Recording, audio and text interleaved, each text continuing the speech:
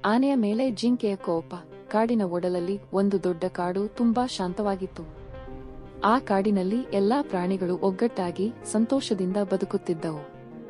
ಆದರೆ ಆ ಕಾಡಿನ ರಾಜನಂತೆ ಓಡಾಡುತ್ತಿದ್ದ ಒಂದು ಆನೆ ಇತ್ತು.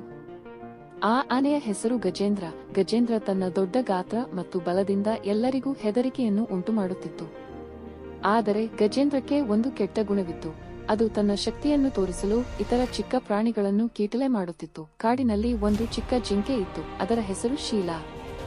ಶೀಲಾ ತುಂಬಾ ಚುರುಕಾಗಿರುತ್ತಿದ್ದಳು.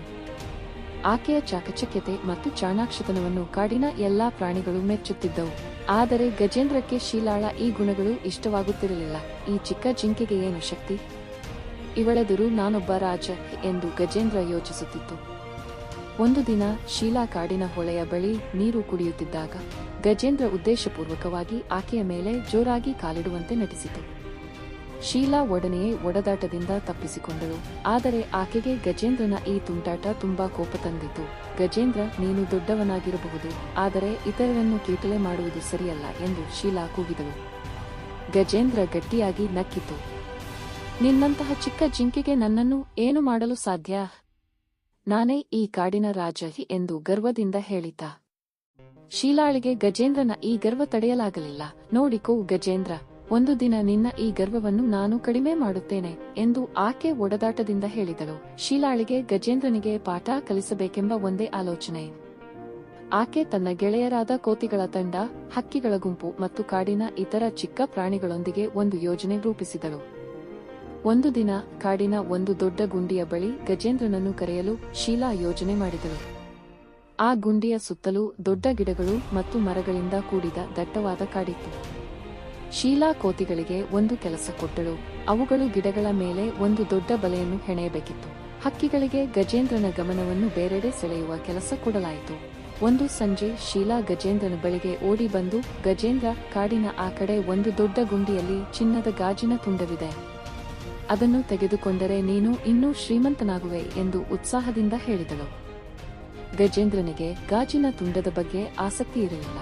ಆದರೆ ತನ್ನ ಶಕ್ತಿಯನ್ನು ತೋರಿಸಲು ಒಂದು ಅವಕಾಶ ಎಂದು ಭಾವಿಸಿತು.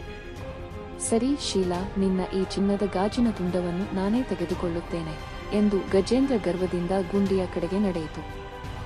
ಗಜೇಂದ್ರ ಗುಂಡಿಯ ಬಳಿಗೆ ಬಂದಾಗ ಹಕ್ಕಿಗಳು ಒಡನೆಯೇ ಜೋರಾಗಿ ಕೂಗಲು ಶುರು ಮಾಡಿದವು.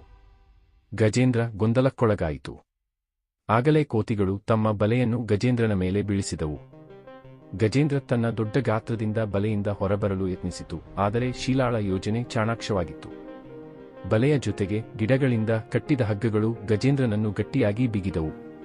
ಗಜೇಂದ್ರ ಚೀರಾಡಿದರೂ ಆ ಗಿಡಗಳ ಬಲೆಯಿಂದ ಹೊರಬರಲಾಗಲಿಲ್ಲ. ಶೀಲಾ ಗಜೇಂದ್ರನ ಮುಂದೆ ಬಂದು ನಿಂತು, ಗಜೇಂದ್ರ, ಶಕ್ತಿಯಿಂದ ಮಾತ್ರ ಎಲ್ಲವನ್ನೂ ಗೆಲ್ಲಲಾಗದು. ಒಗ್ಗಟ್ಟು, ಬುದ್ಧಿಶಕ್ತಿ ಮತ್ತು ಚಾಣಾಕ್ಷತನವು ಶಕ್ತಿಯಷ್ಟೇ ಮುಖ್ಯ. ಇನ್ನು ಮೇಲೆ ಯಾರನ್ನೂ ಕೀಟಲೆ ಮಾಡದಿರು ಎಂದು ಹೇಳಿದಳು. ಗಜೇಂದ್ರಕ್ಕೆ ತನ್ನ ತಪ್ಪಿನ ಅರಿವಾಯಿತು. ಶೀಲಾ, ನಾನು ತಪ್ಪು ಮಾಡಿದೆ. ನಿನ್ನ ಚಾಣಾಕ್ಷತನಕ್ಕೆ ನಾನು ಸೋತೆ.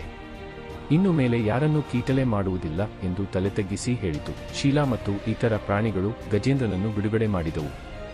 ಗಜೇಂದ್ರ ತನ್ನ ಗರ್ವವನ್ನು ಬಿಟ್ಟು ಕಾಡಿನ ಎಲ್ಲಾ ಪ್ರಾಣಿಗಳೊಂದಿಗೆ ಸ್ನೇಹದಿಂದ ಇರಲು ಶುರು ಮಾಡಿತು. ಕಾಡಿನಲ್ಲಿ ಮತ್ತೆ ಶಾಂತಿ ಮತ್ತು ಸಂತೋಷ ಮರಳಿತು.